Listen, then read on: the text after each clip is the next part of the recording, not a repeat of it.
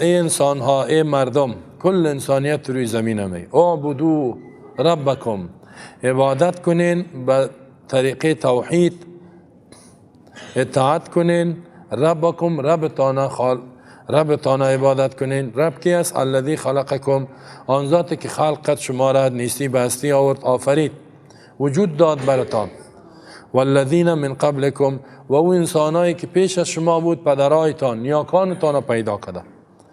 لعلکم تتقون، چرا عبادت کنین؟ تا اینکه شما متقی شوین، تا اینکه شما از کفر و شرک دور شوین، از نافرمانی و گناه وقایه شوین. دیگر رب کی است؟ الذی جعل لكم الارض فراشا والسماء بناء وأنزل من السماء ماء فأخرج به من الثمرات رزقا لكم فلا تجعلوا لله أندادا وأنتم تعلمون. الذي ذات اسرابتان جعل لكم الارض فراشا، که جور کرده است برای شما زمین را، فراشا فرش هموار، بستر آرام، اسباب آرام. و سما بنان، آسمان بر شما سقف جور کرده. و انزل من السماء ماء، پایین میکند از طرف آسمان آب را، آب بارانه. فاخرج به من الثمرات، بیرون میکند به می باران، من الثمرات، از انواع میوه و نباتات و غلبات، رزقا لکم، خوراک منفعت است برای شما. فلا تجعلوا لله اندادا، نگردانین از برای الله شریکا، شریک جور نکنین در عبادت و الوهیت و فرمانروایی و قانون گذاری. و انتم تعلمون، در حالی که شما میفهمین که الله شریک نداره، چرا این کار میکنه؟ اینه در اینجا الله آیت 20 مقصد قرآن بیان میکنه که عبادت است. رب تفصیلی بیان میکنه. در آیت 23 اثبات رسالت و قرآن است. در 24 کسایی که از قرآن پیامبر منکر هستند. در آیت 25 بشارت است برای کسایی که چنگ به قرآن میزنن و مثال بیان میکنه. در آیت 26 فاسقین صفاتش بیان میکنه. در آیت 28 نعمت وجود بیان میکنه که الله براتان داده. در 29 تمام نعمت های دنیا را براتان داده. در 30 باز ای را بیان میکند که قوت روی زمین بر شما داد، نظام خلافت براتان داده. یا ایها الناس، یا حرف نداست، ایوام بر تنبیه است، ندا هم بر تنبیه است. بسیار چندین تاکیدات است از نگاه گرامر. یا ایها الناس، ای خبردار، ای مردم، ای مردم، تمام انسان های روی زمین، چه عرب است، چه آسیایی است، قاره آسیا، افریقایی از غربی است، امریکایی است، قاره امریکا، قاره استرالیا است، قاره افریقا است، هر جایی که هر انسان است، کلش الله. یا ایها الناس در قرآن بیش از 40 مرتبه یا ایها الناس گفته شده. اشاره به سوی عزیز که قرآن برای کل دنیا آمده. این پیامبر جهانی است. پیامبر عرب، پیامبر عجم، پیامبر مکه، پیامبر حجاز نه، برای کل دنیا. قرآن هم برای کل دنیا آمده. یک دلیل شمی است. یا ایها الناس. دیگه دلایل هم بسیار زیاد است، بعد جایش میگه. اعبدوا ربکم، عبادت کنین، امر است. امر فرض است، عبادت کنین. عبادت کی را عبادت کنین؟ دیگه کسی نه. ربکم، ربتانا فقط. حتی در سورة زاریات الله میفرماد و ما خلقت الجن والانس الا لیعبدون. انسان و جنیات به هیچ کاری پیدا نکنیم مگر برای عبادت، که عبادت کنن. هر کار دنیا را میکنن عبادت کنن. عبادت معنایش چی است؟ اطاعت و فرمانبرداری از دستور الله، که در این اطاعت نهایت عاجزی و نهایت محبت باشه و نهایت امید باشه. فقط عاجز باش در برابر خالق. رب خالق آسمان ها و زمین و از قانونش قرآن است. بسیار دستورا، قوانین، احکام دهی است. فقط از این اطاعت کن، از دیگه کس نه. گپ هیچ کسی را قبول نکنی غیر از قرآن، غیر از الله. دیگه گپا اگر موافق از این بود قبول کو، اگر نبود نه. شوهر یا خانم، شوهرش یک دستور صادر میکنه، یک تقاضا میکنه، اگر گپش موافق قرآن بود قبول شو، نبود نه. پدر و مادر حق داره، اگر گپش موافق قرآن بود قبول میشه، نبود رد میشه. جنرال صاحب، وزیر صاحب، رئیس جمهور صاحب و غیره، گپش موافق قرآن بود قبول شد، اگر نبود اوسو شد. اینی رو می مولوی صاحب، شیخ صاحب، پیر صاحب، اینی بسیار بزرگ هستند. علما، گپ علما اگر موافق قرآن بود قبول شد، اگر نبود نه. زیرا اگر علما را مطلقاً اطاعت کنیم یا رهبرای خدا یا پیرا و غیره را، بازی شرک میشه. این معبود دادن غیر الله است، معبود جور کردن غیر الله است. قبلا هم بیان کردیم اتخذوا احبارهم و رهبانهم اربابا من دون الله. پس در این جاییست که ای انسان های روی زمین، اعبدو، عبادت کنین، اطاعت کنین، فرمان برداری کنین، ربکم، ربتانه، دیگه کسی نه. امیال در روی زمین ببینین چی چیزا عبادت میشه. در هندوستان بیش از 1 میلیارد نفوس داره، 1000 میلیون، 200 میلیونش مسلمان است یا 300 میلیون میگه. 700 میلیون نفر در هندوستان چی را عبادت میکنه؟ بتاره. و خودشان میگن در کتابشان میگن 330 میلیون خدا داریم ما. چقدر دارین؟ 330 میلیون. او با 330 میلیون اگر یک روپا صدقه بده 330 میلیون میشه. پیسه هندوستان و افغانستان یک قسم است. خب پول افغانستان هندوستان در یک درجه است. 330 میلیون روپا را یک روپا صدقه کنی به نام یک خدا، یک روپا یک میشه. الله را نشناختن، نه؟ بعضی آفتاب، بعضی مهتاب، بعضی پارلمان، بعضی رئیس جمهور، بعضی این تو عبادت که در ایستن. بعضی قبر، بعضی مردار، بعضی پیرار، بعضی مولویار، بعضی بچهای فیلم، بعضی دخترای فیلم، همین مختلف کسار. بعضی سگ، بعضی پلنگ، شیر، مار، فیل. همین خدای این دو کس حتی درختکا، گلکارا، گل خوشبو، ای اله بتی، جاهل مشرک. یک گلک نه؟ گل چیست عبادتش؟ گل برای عزیز که تو استفاده کنی در خدمت تو است. تو گل عبادت میکنی؟ گل عبادت میکنه. یک بت جور کده نام زن مانده ای مادر بتی. چشماش 4 دست و 4 پای برای جور کم تو خطرناک جورش کده. او را میگه مادرم بتی به ما. یک تا دیگر را جور کردن او را نامش پدر مانده. ما را خطرناک هم تو کشیده. این میگه این هم خطرناک. این تو چیزایی را عبادت میکنن. سنگ عبادت میکنن. موش عبادت میکنن. پشک خدا جور کردن. شما ندیدین و نبرین ببینین ایران میمانه. اینجا الله میگه ای انسان ها اعبدو، عبادت کنین، اطاعت کنین، نهایت عاجزی کنین در برابر ربتان. عبادت من حیث معبود کسی است که الله است. عبادت چی را میگه؟ حاجت مشکلاتتان از رب بخواین، رکوع بر رب کنین، سجده بر رب کنین، نظر بر ربتان بکنین، ذکر رب بکنین، فرمان بردار رب باشین، عظمت و بزرگی رب در قلبتان باشه، خوف توکل اعتمادتان بر رب باشد. عبادت معنا داره در قرآن میاد. خب رب معنایش اینه. یک معنایش رب چی معنا؟ الذی خلقکم، من ذاتی که آفرید شما را. حال وجود براتون کی داد؟ الله داد. هیچ کس گفته نمیتونه که من انسان رو پیدا کردیم. تا بال گفته؟ نه. هیچ کس گفته نمیتونه زمین و آسمان ما آفریدیم. یک نفر ما شما تا بال ندیدیم بگه کور ما پیدا کردیم. گفته؟ یک ذات ادعا کرده که ما همه چیز پیدا کردیم که الله هست. یک ذات. فقط الله میگه که ما آسمان پیدا کردیم، زمین پیدا کردیم، شما را پدرایتان این. دیگه هیچ کس تا بال ادعا نکرده و نمیتونم بکنه. مردم میگه دیوانه است.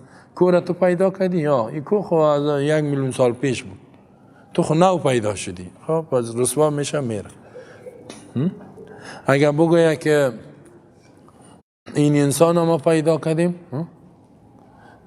باز برش گفته میشه خیبه اینی خانم ازدواج نکرده، ده اینی کسی را پیدا کن. باز نمیتونه. کسی ادعام نمیکنه به خاطر که رسوا میشه تا بالی هم نکرده.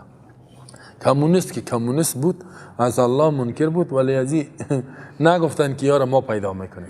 و چی میگفتن؟ میگفتن انسان ها تصادفی پیدا میشه. تصادفی چی؟ خودش سر به خود پیدا میشه. الذی خلقکم، آن ذاتی که خلق آفرید. الله متعال به ما شما چشم داده، گوش داده، بینی، عقل، وجود، انسان آفرید. چقدر نعمت است. مسلمان آفرید. باز نه والذین من قبلکم، و کسایی که پیش از شما پدرای ما را آفرید، آدم علیه السلام و غیره. لعلکم تتقون، چرا شما را آفرید؟ چرا عبادت کنین؟ به خاطر که متقی شوین. در عبادت الله تقوا است. متقی چی؟ از کفر شرک خود دور کنین، از اعمال کفری خود دور کنین، پابند به اسلام شوین. در عبادت تقوا پیدا میشه. قبلا ما شما عبادت ها بیان کردیم که یک عبادت های خاص است، یک عام است، هر دوش. الذی جعل لکم الارض فراشا، آن ذاتی که آفریده، جور کرده برای شما زمین را فرش. حالی تعریف رب است. رب کیست؟ خلقکم. دیگه کیست؟ الذی جعل لکم الارض فراشا، رب است. الحمدلله رب العالمین که میگیم نه، اینا معنایش آمد. رب العالمین کی است؟ زمین بر شما فرش. فرشی که نه بسیار سخت است که چیزی کش نشه، آهن واری، نه بسیار نرم است پای تبانی گرگ بری. نه همین تو جورش کرده الله متعال، نرم ملایم، غرق هم نمیشه، هر چی سبز هم میشه. دمیروی زمین ریگزار اینجا برو خاک خواب شو، میتو آرام سر ریگ خواب شو، آرام خوابت میبره. فرش بستره جور کرد بر شما. و سماع بنان، دیگر رب کسی است که آسمان سخت جایی آسمان میگه ببین همین زمین مکملی را میگه این را ربتان پیدا کرد. آسمان مکمل سقف شکی جور کرده، ربتان جور کرده گیست. پس وقتی که عزیز فهمیده میشه آسمان از کیست؟ از الله. بارانا را الله میاره، میوارم الله. زمین از کی است؟ از الله. چشم گوش وجود برات کی داده؟ الله. پس قانونم باید در روی زمین در زندگیت از کی تطبیق شود؟ از الله شود. ولی مردم چقدر ظلم کرده. وجود الله برش داده، در زمین الله زندگی میکنه، در زیر آسمان الله زندگی میکنه، نان و روزی میخوره از الله. اطاعت و بندگی را کی میکنه؟ دیگه که زنده باد فلانی خان میگه. بازمو و نمو چیز یادم میاد، نه مثال که میگه دوډای زما خوری تاو ده صلاحات. نه دوډای زما خوری تاو ده صلاحان. یک آدم بود، یک سگ نگاه کرده بود، نان میدادش، بعد میرفت و خانه دیگه میجفید. خب یک روز آمد استاد بستش کرد، خوب زدش. خب سگه گفت دوډای زما خوری تاو ده صلاحان. گفت نان من میتم اونجا میری چیخ میزنی، اینجا را نگاه کو. الله متعال نان رزق به ما میته، ایوازی که بگم الله را میخوایم، رسول الله، قرآن اسلام میخوایم، میریم تاو دیگر را میکنیم. دموکراسی ما در افغانستان دموکراسی واقعی میخوایم، چیخ میزنه. دموکراسی چیست؟ ان الدین عند الله الاسلام، دین پیش الله اسلام است. بعد میگه دوستی کت فلانی میکنیم. سعی کن همو فلانی نان میتید، رزق میتید، وجود برات داده. چه قمی ظلم است، نه؟ چه ناسپاسی است. الله ای تو ظالما را با جزایش آتش جور کرده. نان هم میخوری و هم میخوری و الله وقت میتید بازی را میکشه، پس از جانت میکشه کلشه، دا آتش میبرید. خب نان خورده رایستی از الله، حتی چشمی که الله داده را میبینی، زبان لذت میگیری، معده را الله برات داده، گرده و قلب الله داده، میری تابعداری دیگه میکنی، اطاعت از دیگه میکنی. و انزل من السماء ماء، پایین میکنه از طرف آسمان آب باران را. رب کسی است که از طرف آسمان آب، من السماء یعنی از طرف آسمان. زیرا در دیگه جای میگه من السحاب و انزلنا من المعصرات. سعی کنین اگر آب باران نباشه تماما چیز ختم است. نه آب بحر پیدا میکنی، نه دریا را، نه چشمه را، نه نهر. همین باران است که هر چیز است. باران که نبود آب گم شد، دیگه چیزی کشت میشه؟ زراعت و میوه و سیب و انار و برنج و چیزا پیدا میشه؟ نه. پس الله در قرآن میگه که و رزقکم فی السماء، رزقتان در آسمان است. و ما من دابت الا علی الله رزقها، رزقش با بالای الله است، هیچ زی روح نیست. رازق حقیقی الله است. وقتی که رازق الله است، ما و شما امیالی کافران میگن میریم، ما میگیم نرو که اگر بری باید ما گوش نمیشیم. نه نرین. اون میگه من میرم، ما نمیمانیمش. عقیده ما و شما، عقیده مردم افغانستان خراب است. خب میگه که خارجی ها برای میفهمی چی حال میشه، کلگی میموره. تو میگه الله امورم رزق میته، ما رام افسوس دیگه. فاخرج به من الثمرات، بیرون میکنه. ضمیر اخرجه هو راجع به سوی الله. کی بیرون میکنه؟ هو امی الله، امی ربتان. بهی به می آب باران، با واسطه از من الثمرات، از انواع میوه ها، نباتات، غلباب گندم، جو جواری، لوبیا، نخود، برنج، نسک و ماش، این گپا امثال هست.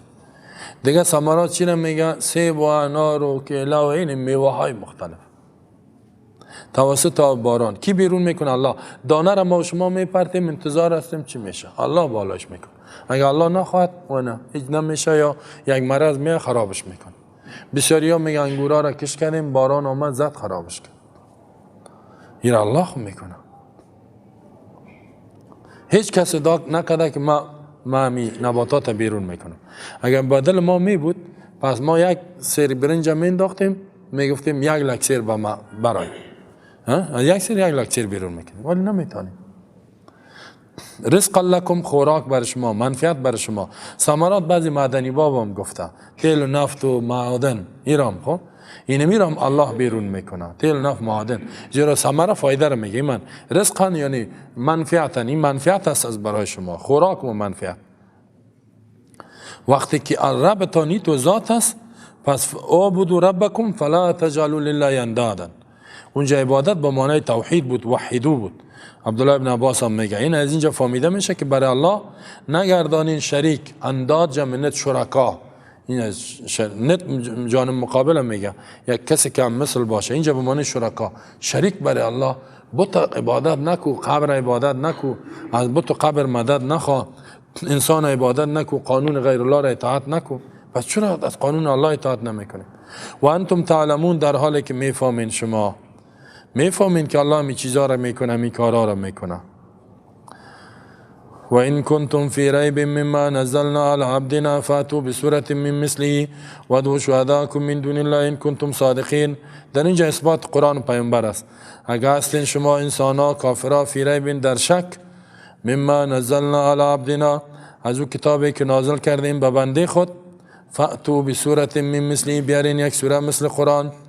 وادعوا شهداءکم، طلب کنین علمایتان، مددگارا و خدایتان، من دون الله، بغیر از الله، ان کنتم صادقین، اگر شما راستگو هستین. چی راستگو؟ اگر شما میگین قرآن از جانب الله نیست، این پیامبر از جانب الله فرستاده نشده، خیلی بیارین شما مثل قرآن. از این چی فهمیده میشه؟ قرآن کتاب معجزه است، معجزه ای که هیچ کس مثل قرآن جور کرده نمیتونه، نه لفظش نه معنا. در قانون گذاریش هم معجزه است، در الفاظش هم. این چلین داد الله کفاره و این قوی ترین دلیل عقلی است بر اثبات رسالت پیامبر صلی الله علیه و آله. سعی کنین اینا چی میگفتن؟ اینا میگفتن که این قرآن خودت نوشته کردی، نظریه خودت. دیگه ای که تو پیامبر الله نیستی، گپای خودم میگی. الله میگه که این پیامبر خاتم النبیین رسول الله صلی الله علیه و 40 سال در مکه زندگی کرد، نه پانتون خواند نه مکتب، ختم کش نکرد. یعنی بیسواد تا بود، امی. در قرآن در صفتش امی آمده.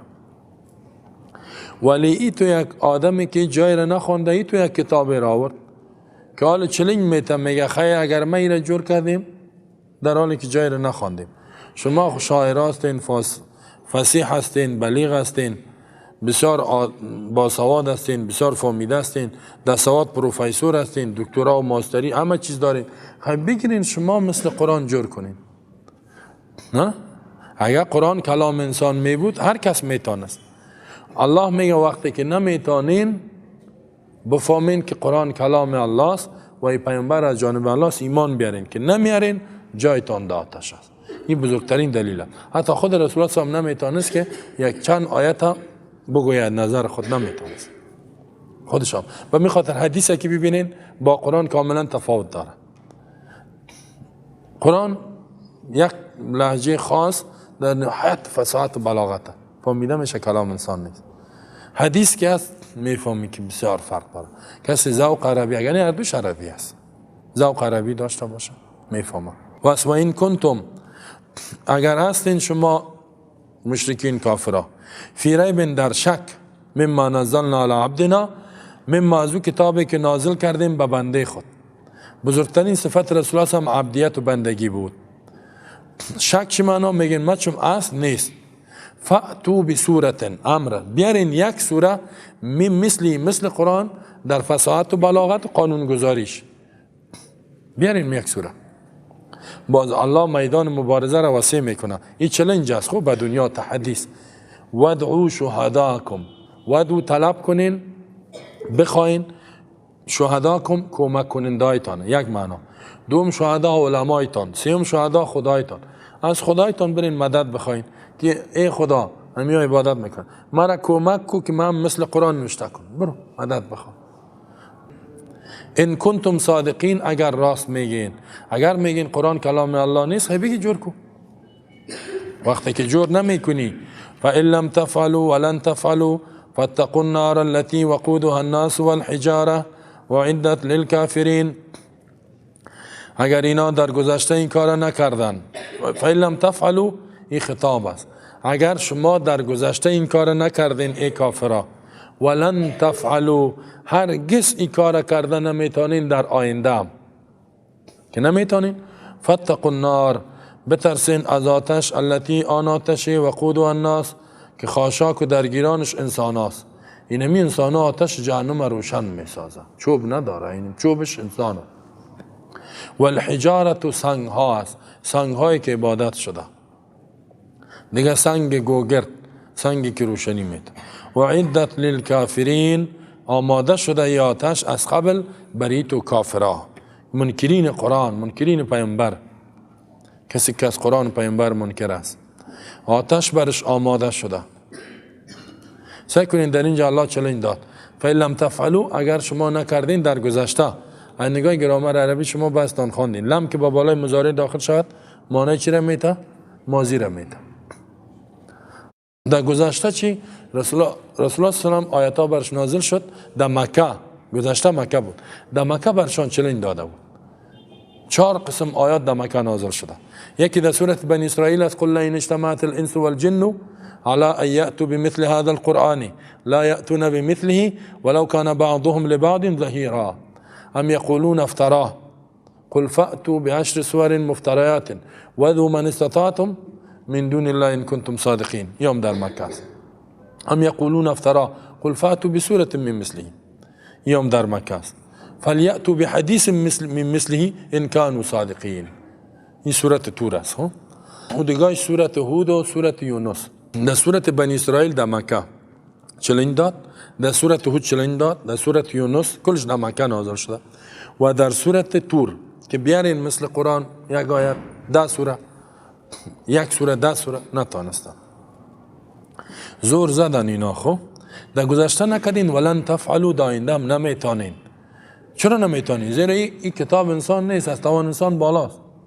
فاتقوا النار، از آتش خدا نگاه کن. چه معنا؟ حال قبول نداری؟ از آتش خدا نگاه. چقدر دلیل عقلی گفت. قرآن کلام الله نیست؟ بگی نوشته کن که نمیتونی، بفهم است. ایمان بیار، نمیاری ایمان جای در آتش است. برو دیگه در آتش. از آتش خدا نگاه کن که خاشاکش انسان ها و سنگ هاست. در سنگ ها بعضی میگه بتایشان، بعضی میگه سنگ کبریت و بعضی میگه سنگ هایی که آتش روشن میکنه، یک سنگ است. و عدت للکافرین، تیار شده برای تو کافرها. این قرآن اینجا بسیار دلیلش همی اثبات رسالت مبتنی بر عقل است، بسیار دلیل قوی است. و قرآن هم اثباتش همینطور است. اینجا انسان ناچار میشه که بپذیره، عقلش قناعت میکنه.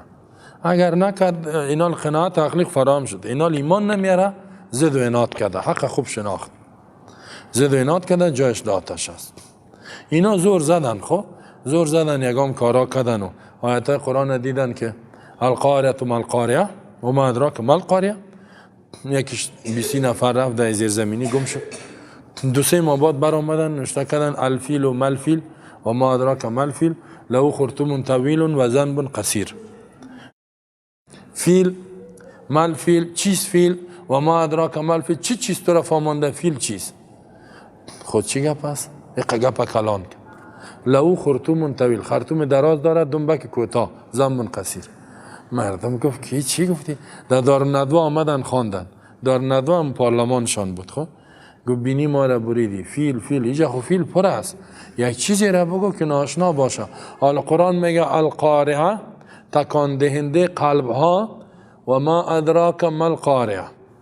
ما القارعه چیز تکان دهنده قلب ها، و ما ادراک چه چیز طرف مونده که قلب تکان میده؟ قلب کل انسانیت چی است؟ یوم روزی است یکون الناس کالفراش المبثوث، انسان ها مثل پرنده های پراگنده، پروانه ها و شپرک های پراگنده میشن. و تکون الجبال کالعهن المنفوش، کوه ها مثل پخته های زده شده به طرف آسمان میره. اینی را بگو که هیچ کسی گپ نشنیده. رفتیم میگی فیل چیز، فیل خب پر است اونجا. باز آخرم گفتی خرطوم دراز، کدام چیز نمونه. گفت بیخیم بینی ما را بریدی، تیر کو گپا را گم کو. گفت دیگه ما زور نداشتیم، کل زور ما همی بود که فیل صفت کنیم. زور زدن نتانستن. خب ولی ایمان ظالمان آوردن. خب عالم کافرها مستشرقین میگن اسلام دکترا در عربی میگیرن، چلنج برای ما هم است، بیار اینجور کنی. زور میزنن نمیتانن، تو زور میزنن. این قرآن واقعا که معجزه است. خب قرآن چی است؟ معجزه. معجزه چی معنا؟ عاجز کرده مخلوق از آوردن مثلش. وبشر الذين آمنوا وعملوا الصالحات أن لهم جنات تجري من تحتها الأنهار كلما رزقوا منها من ثمرة رزقا قالوا هذا الذي رزقنا من قبل وأتوا به متشابها ولهم فيها أزواج مطهرة وهم فيها خالدون. بشارت بده کسایی را که ایمان آوردن ای پیامبر و عمل الصالحات و عمل کردن صالح و نیک مطابق ایمان و وحی، ان لهم جنات، بدون شک برای مؤمنین که عمل صالح میکنن جنات باغها است، نعمت هاست، تجری روان می باشد، من تحتها از زیر درختای ازی الانهار نهرها و جویها، کلما رزقوا منها من ثمرة الرزق، هر وقت که داده می شود به اینا منها زمین جنت ها من ثمرة از میوه رزقا خوراک، قالوا میگوین هذا الذي رزقنا من قبل، هذا ایمو میوه است رزقنا که به ما داده شده بود من قبل و پیش، و اتو به متشابه داده می شود به اینا متشابه، رنگشان یکی است، مزه فرق میکنه. ولهم فیها ازواج مطهرة، از برای اینا در جنت ها باغها ازواج خانم ها است، مطهرة پاک کرده شده، و هم فیها خالدون، و اینا در جنت ها خالدون همیشه میمانند، هیچ کس بیرونشان نمیکنه. سبحان الله، چه یک بشارت است. الله ما شما را از این جمله بگردان. عالم میگه کسایی که دو آیت ترسان کسی که ایمان نمیاره فتقوا النار، از آتش خدا نگاه کن. عالم میگه کسایی که ایمان آوردن، قرآن قبول کردن و یاد گرفتن، عمل کردن. ایمان دارم به کتاب های آسمانی قرآن، علمش یاد کرد، عمل کرد، زیرا عمل بدون علم نمیشه. الله امر میکنه پیامبر و بشر، ای امر بشارت بده، خوشخبری بده، چشم روشنی بده. یکم تا میگه چشمت روشن، نه چشم روشنی برش بده. کیرا الذین آمنو، کسایی را که ایمان آوردن. ایمان که قرآن کلام الله است، الله واحد است، حقدار عبادت بندگی الله است، فرمان روای دنیا الله است. با ملائکه جایی که ایمان مطلق ذکر شود ایمان شرعی ارشش رکن شامل میشه، جایی که مقید بود باز فقط هم یک بخش شامل میشه. و عمل صالحات، هدف از ایمان عقیده توحید، ایمان توحیدی، عمل کردن صالح. تنها به ایمان نجات نمیافی، عمل مطابق ایمانت عمل کن. باید نماز 5 وقت، روزیت، زکات، حج، دعوت، قرآن یاد بگی، از گناه ها و حرام و زنا و فحشا و سرقت و دزدی و غیبت و اینا اجتناب کن. عمل ما و شما بسیاری ما ایمان داره، ایمانای میراثی عمل نمی کنیم. خب چرا عمل نی؟ این عمل که نبود با نجات نمیافی. اینجا الله مومنایی که کامل است اونا را میگه بشارت بده، نه که هر مومنی که مسلمانای فعلی تذکره است، مسلمان است یا در کجاست تذکره را میکشه، عقیدهش به اسلام نمیمانه، عملش به اسلام نمیمانه. نه توبه. کسایی میال داره مینا نماز نداره هیچ و هر روز قمار دزدی چیزی که خیانت پودر چرس زده میره. لندغر دم کوچا میگردن نه میبینی ولگردا گاهی سیگرت دیجشم میاره تو گاهی تو میکنه گاهی تو قرام هیچ.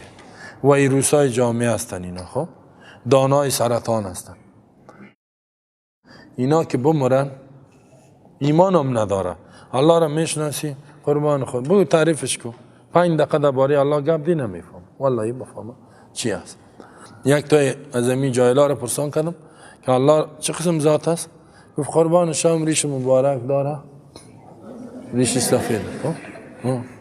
دقیقا میتونم خدا رو میگه قربان خدا شام ریش مبارک داره قرار میگرده میجا با یک آساچو به خدا میگه در میجا مانده در بیت الله مردم میره حج میکنه. گفتم مسلمان هستی الحمدلله ایمان ما به هیچ کس برابر نمیکنه. والله ایمانی که تو داری ابو جهل است تو کده فهمیده بود. ابو جهل که مشرک جاهل کلان مکه بود دشمن سرسخت رسول الله صلی الله علیه و آله بود. عمرو ابن هشام نامش بود رسول الله صلی الله علیه و آله نامش ابو جهل بود. او گفتم الله را میشناخت. ابو جهل که میگفتی من رب السماوات میگفت الله. رب آسمان ها و زمین کیست میگفت الله. الله میگفت کسی است که در اینجا نیست اینجا نیست وجود نه در آسمان هاست مثل مخلوق نیست. تو میگی ریش مبارک داره سفید میگرده اینی تو مردم از این مردم پر هستم تو الله را نمیشناسن. بشارت بده کسایی را که ایمان دارن و عمل صالح میکنن. عمل صالح ایره میگه که 2 شرط داره اخلاص باشه مطابق وحی مطابق قرآن و حدیث پیامبر. کل اعمال ما را باید ما شما یک دفعه بررسیش کنیم که مطابق حدیث هست یا نه. ان لهم جنات بدون شک که از برای از اینا بدون شک جنت هاست. کسی که ایمان عمل صالح با می عقیده دنیا بره جنات یک باغ بسیار باغا جنات جمع جنت تجری که روان است. اگر تنها باغ باشه آب در بینش نباشد چندان مزه نمیته. باغی که 24 ساعت در زیرش نهرها تجری روان است من تحت یا زیر درختها و قصراش نهر 4 نهر است. الله در سورت محمد میگه انهار من لبن. لبن هم یک دانه چندین نهر شیر روانه. شیر اینجا ما شما یک شیر صاف پیدا کردن نمیتونیم. گوی میگه او پرش کرده و هرچی پرش کرده گوسفند بز خیلی جاف نمیشه. نهرش همی تو روانه شیر. خودت هم نمیگیری خدمتگار هست اونجا که میگی شیر چند تا پیش میکنه. او میگه از مرا بگی او میگه از مرا بگی و در اینجا اگر شیر بخوری معدت هضمش نمیکنه مریض میشی با تشناب میدوینی. اونجا هر قدر که میخوری هضم است و تشناب هم نمیری. سبحان الله چه نعمتی است. دیگه چیست انهار من عسل یک نه چندین نهر جوی عسل روانه. عسل ما شما خود جوی عسل ایج ندیدیم تا بال نه در دنیا ایج نیست. عسل جویش روان باشه همی تو این خوید نیست. اینجا عسل است که تو بوره گد کدگیست یا زنبوره بوره میخورانه و چیزی از اون بوره است بگنی از این نباتات و چیزا نیست. باز میگن که مچم عسل چی میگن که به ضد شکر و اینا و بسیار قیمتی است. او را دوا گفته میگیرن بیر عسل بیر. اونجا چند نهر روانه و انهار دیگه آب چندین نهر آب و دیگه چیز انهار شراب. شرابی که بوی یا نداره که میخوری یک لذت برات میده یک نشه لذت دهنده و این نهرها را میفهمین. رسول الله میگه قرآن میگه یفجرون تفجیر. هر جایی که میری نهر از پشتت میه نهر عسل شیر پشتت میه که میگه از این وقت خدمتگارا برات میتن بگی الله برسانه ما شما را. وای با او کسایی که از اینجا محروم شد الله از جنت محروم شدی جای داتش است. خب ولی این نعمت برای کی است؟ آمنو و عملوا صالحات کل ما رزقوا منها من ثمرة الرزق. هر وقتی که برای از اینا میوه های خوراک داده میشه یا که میخورن قالو میگن هذا الذي رزقنا من قبل. این همون میوه نبود که پیش از ما داده شده بود. و اتو به متشابه، هم رنگ داده میشه. میگه در دنیا یعنی من قبل و در دنیا یا من قبل و پیشتر هم مزه میدادی. هر میوه را که یک بار میته و دیگه مزه داره. خب مثلا اینجا انار است یک قسم است، نه این یک انار که داد یک مزه، دیگه که میته دیگه مزه، دیگه که میته مزهش مختلف، وقت با وقت مزهش تغییر میخوره دیگه. خب وقتی که میوه و یار خوردی و عسل و شیر زدی یک ذره انسان چی میشه؟ شوق ازدواج پیدا میشه، نه شوق قوی میشه. نه خب خانم‌ها شوهر دارن؟ بله شوهر هست، شوهرهایی که ماشاءالله. شوهرها خانم دارن؟ اوه خانمایی هست که در چشم دیده نشده. مالا عین رأت، در حدیث میاد چشم ندیده، گوش نشنیده، ولا خطر به بال البشر، در قلب انسان حتی تصورش تیر نشده. ولهم فیها، از برای جنتی ها در جنت ازواج، خانم هایی است که ازدواج چی؟ ازدواج میکنن. مطهرتون، پاک کرده شده. پاک شده چی معنی؟ در اینجا یعنی مریض میشه، مریضی ماوار و نفاسی و گپا نیست. اخلاقش بد، از اخلاق پاک. اینجا یک گپ تا بالا شد که جنگ میکنن، نه زنا این تو شد، تو شد، غالمغال میکنن. اینجا غالمغالی نیست، همیشه محبت است. خب همیشه به محبت، هیچ قهر خفگی نیست، هیچ غم نیست، پیشانی ترشی نیست. اینجا که بیایی بگوی 4 تا میمان آمد پیشانیش ترش میشه، ای خدا چه گپ شد میگه. اونجا که بگوی میمان آمد خوش میشه، اونجا میمانی آمد. خب در حدیث میگه یک کسی میره میمان یک کس دیگه میشه. او چه میمانی از چه قسم باشه، سبحان الله.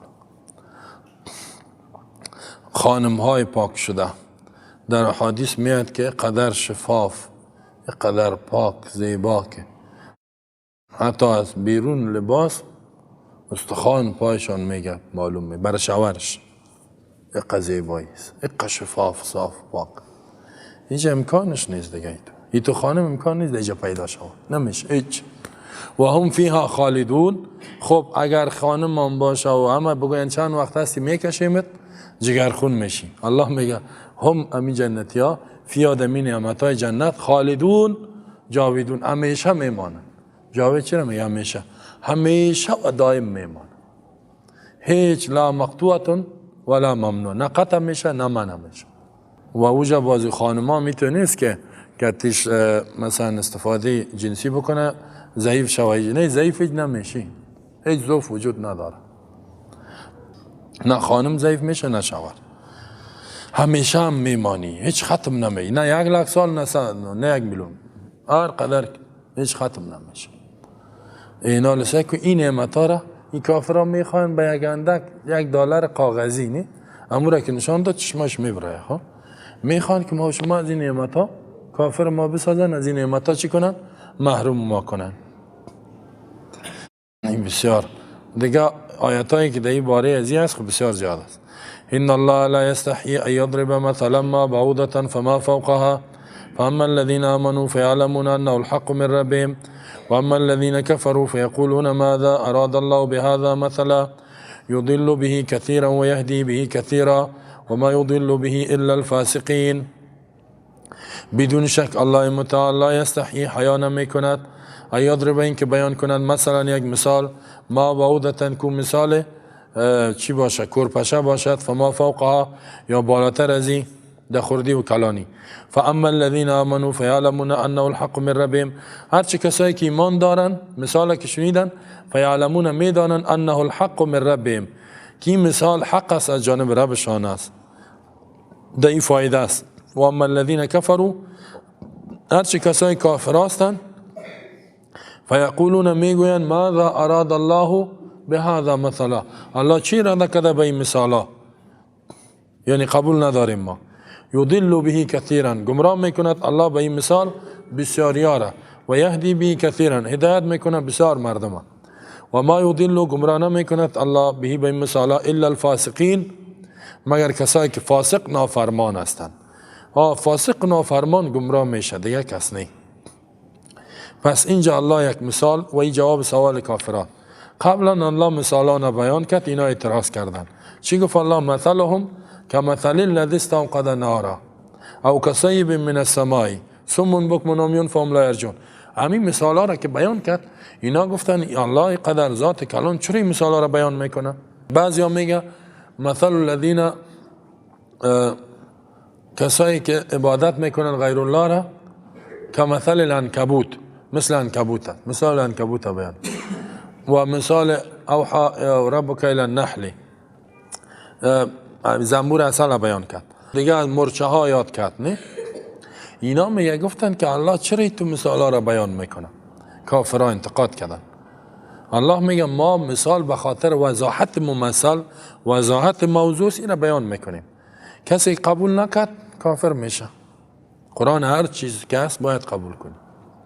کسی نکرد کافر است، کسی قبول کرد، یعنی بعضیا الله ایمانش زیاد میکنه، میگه واقعا مثال بسیار روشنی داد. بعضیا که هست اون کافر میشه. الله حق بیان میکنه، حیا نمیکنه. ان الله لا یستحیی، الله حیا نمیکنه. حیا یک صفت است الله داره، ما و شما هم حیا داریم. رسول الله میگه الحیا من الایمان، حیا جز ایمان است. کسی که حیا نداره او بسیار بد آدم است. در حدیث بخاری میاد اذا فاتک الحیا، حیات که فوت شد رفت، فافعل ما شئت، هر چی که دلت شد بکو دیگه. کسی که بی حیا بود هر چی میکنه، کارهای بد زیاد میکنه. حیاناک و این جز ایمان است، مانعش میشه، نمیمانه که کار بد بکنه، کارهای گناه و غیره. اینال الله هم حیا داره مام، ولی حیایی که الله دارد لیس کمثله شیء، هیچ چیز هم مانندش نیست. حیای ما مثل حیای الله نیست، او کیف ما یلیق فی شانی. در حدیث میاد ان الله حی کریم، الله حیاناک است، عزتمند است. یعنی ثابت کرده اینجا میگه لا یستحیی، حیا نمیکنه. ای یضرب مثلا، این که بیان کند یک مثال را، یا ای یجعل شیئا مثالا لشیء آخر، یک چیز مثال از برای دیگه چیز بگرداند. اون مثال چی باشد؟ ضرب اینجا به معنی زدن نیست، ضرب به چندین معنی اینجا به معنی بیان است. ای یبینه ما بعودتا، بعوده است یکی ذباب است. خب ان الذين تدعون من دون الله لا يخلق ذبابا، سورت حج میاد یکی ذباب است یکی بعوضه. ذباب مگس هم میگه، یعنی مگس هایی که دمی تابستان پیدا میشه، نه هر چی میزنی میکشی دیگه پیدا میشه. یکم تو میگه مگس واری چهار گردم میگردینی، هر چی کش پشش کو پس پیدا میشه. یکی بعوضه چی را میگه؟ کورپشه. تیاره واری کتاب میشه سرت، نه دمی تابستان اینا بسیار خطرناک. یکم دفعه کورپشه در ولایت ها هست که کمپل و یا سر کمپل میگزید، هیچ تو گزیدن میکنه خوابت نمیبره. کورپشه اینجا بعوضه کورپشه را میگه. خب ماشی، یکی مچیست مچی، یکی ماشی، ماشی میگن مچ ماشی. در پاکستان بر ما میگفت که ما بعودتا مثال دیو ماشی، مچ شاید شما هم میتو بگوید، پشتوی پاکستان کورپشه را ماشی میگفت. این کورپشه فما فوقها، یا بالاتر ازی، بالاتر ازی مثل زنبور و عنکبوت در کلانی، یا ازی که خرد باشد مثل مثقال ذره، بسیار چیزای اوری و یارا بیان میکنه الله، خرد و کلان باشد. الله یک چیز مثال برای یک چیز بیان میکنه. فاما الذين آمنوا فیعلمون انه الحق من ربهم، کسایی که ایمان آوردن میفهمند که حق هست از جانب ربشان بیان شده، در این فایده است، مثال است. و اما الذين كفروا، کسای کافر است، فیقولون، یا انتقاد میکنن، اعتراض میکنن، ماذا اراد الله بهذا مثلا، الله چی اراده کرده به این مثال؟ یعنی ما قبول نداریم این مثاله. این تو میگه این چی گپای کوچک است، در قرآن گفته شده. حالی هم بعضی بیدینا هم اینطور است. یضل به کثیرا، نتیجه چی میشه؟ گمراه میکند الله به این مثالا کثیرا، بسیاری را. گمراه چطور میکنه؟ وقتی که انکار کرد کفر مرتکب شد، الله ایرا گمراه میکنه، جزای کفرش است. و یهدی، هدایت میکنه به این مثال بسیاری مردم، کسای قبول کرد هدایتشون زیاد میشه. و ما یضل به، گمراه نمیکند الله به این مثال الا الفاسقین، مگر فاسقا. فاسق دو نوع است، یکی فسق در عمل است که کافر نیست. مثلا یکم تو میگن سابق همین مذهبی ها زیاد همین ریشکلا را میفتن این فاسق است، ریشکلا. یکی فسق در عقیده است، فسق در عقیده هیچ چیز قبول نداری، او باز کافر است. اینجا به معنای کافر است. الله گمراه نمیکنه مگر کافرها را. پس از این فهمیده میشه که دلالت به دست الله است، هدایت هم به دست الله است. ولی هدایت که میکنه انسان یک عمل کسب میکنه، باز الله او را قوی میسازه، زیاد میکنه هدایتش. گمراهی را انسان کسب میکند، باز الله خلقش میکنه. الذين ينقضون عهد الله من بعد ميثاقه ويقطعون ما امر الله به ان يوصل ويفسدون في الارض اولئك هم الخاسرون. فاسقین کیستند؟ الذين کسایی هستند ینقضون که میشکنانند عهد الله، عهد و پیمان الله را که اینا کردن با الله، من بعد میثاقی، بعد از اینکه محکم شد این پیمان، و یقطعون قطع میکنن میبرن ما امر الله به ان یوصل، آنچه که الله امر کرده که وصل شود یا چی میکنن؟ قطعش میکنن. و یفسدون فی الارض، فساد میکنن در روی زمین، در منطقه فساد میکنن. اولئک هم الخاسرون، اینمی کسا تاوانیا هلاک شوندگان هستند، در آتش میرن. حال الله فاسقان را سه صفتش بیان میکنه. فاسقی که کافر است، خب همین سه صفت داره. الذین ینقضون، نقض شکستاندن میگه، یکی در پیاله استعمال میشه، دیگه یک پیمان هم که چیز کنی، چیزای معنوی دوام استعمال میشه، غیر محسوس. عهد الله، عهد و پیمانی که مردم کرد با الله، من بعد میثاقی، بعد از اینکه محکم عهد کردن. او چی است؟ هر کسی که قرآن برش رسید و اسلام برش رسید و این قبولش نکرد، این عهد خود شکستاندگی است. زیرا کل انسان ها را الله در عالم ذر که پیدا کرد، بعد میگه عالم ارواح، در سورة اعراف میاد کل گیرا و اذا خذ ربک من بنی آدم من ظهورهم ذریتهم و اشهدهم علی انفسهم قال الست بربکم، گفت که نیستم رب شما، خالق شما، معبود شما نیستم. یکم تا میگه روز الست بربکم، نه نیستم معبود شما و خدای شما. قالوا بلا، کل گفتن هستی. در اونجا تعهد کردن. در دنیا که آمدن ینقضون عهد الله، نقض کرد. کافر هم نقض میکند. یا بعضی مسلمان هاست تعهد میکنه که ما پابند به اسلام هستم، به قرآن، با نقضش میکنه، این بسیار مرتد میشه، بیدین میشه بعد از اینکه محکم کرده. عهد الله چیست؟ کتاب الله، دستورش، فرمان، کلش امر و نهی الله، این را نقض میکنه. امر عقیدتی باشد یا نهی عقیدتی، شرک نکنین، کفر نکنین، میکنه. توحید ایمان بیارین، نمیاره. نماز بخوانین، روزه بگیرین، دعوت بتین، زنا و فحشا و آدم نکشین، میکشه بناحق. و یقطعون ما امر الله به یوصل، دیگه صفتشان نیست، میبره چیزی را که الله امر کرده وصل شود. نماز میگه بخوان، نمیخوانه. صله رحمی بکو، به امرای خویشاوندای نیکی بکو، قطع میکنه. بسیار هم قطع صله رحمی هم گناه داره. خب ایمان یا وصل شدن است. هر انسان فطرتا مؤمن پیدا میشه، حال وصل چیست که ایمان قبول کنه میکنه، خویشاوندی را قطع میکنه. به خاطر بعضی گپا، یک گپا یادی، من در خانه تا آمدم دخترت ندادی، هیچ چی گپ شد؟ نه در سالهای سال کتید گپ نمیزنم. جهاله. یک نفر از نزدیکای ما، بسیار نزدیکی، گفته میریم در خانه مامای ما برات خواستگاری میکنیم. متوجه هستی؟ چی میگه؟ نه خانه ماما نرو. چرا نرم؟ گمش که اگه دختر خدا نداد باید مجبور ماما را بکشم. میگه حالا چرا مجبور بکشی؟ نه من بی غیرت باز نیستم، نه که ماما که نتا و باز من زنده بانمش بگرده. در اسلام عمر رضی عنه از رسول الله دختر تقاضا کرد، گفت فاطمه را بده، نداد. هیچ در اطاعتش تغییر نامد که بگویه برو پیامبر من از تو اطاعت نمیکنم، چرا دخترت ندادی؟ این گپ نبود. خب یا میگه عروسی کردی مرا خبر نکردی. جابر رضی الله عنه عروسی کرد، پیامبر هم خبر نبود، دید که یک ذره تو عطر زده و تر و تازه است. گفت جابر نه که عروسی کردی؟ گفت بله یا رسول الله. گفت بیواره گرفتی یا دختره؟ گفت بیواره گرفتم. گفت حالا بکرن، چرا دختر ازدواج نکردی؟ گفت که همیجا برادرای میای مانده بود، بیوه که از ذره تجربه دارم، یا تربیه کنم. گفت خوب برو، خوب کار کردی. نه پیامبر هم خبر نبود، در ولیمه خود خبر نکرده، در عروسی خود. حال یک خیش مچم گوسفندایت باشه خبرش نکنی.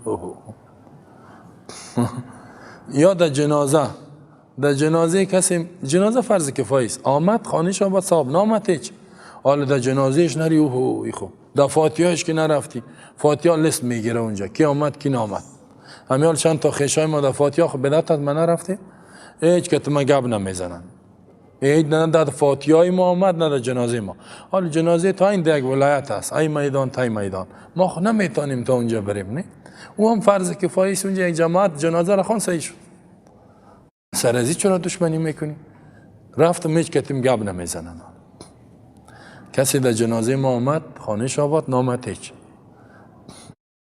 خواستگاری کردیم دختر داد خانهش آباد نداد بازم خانهش آباد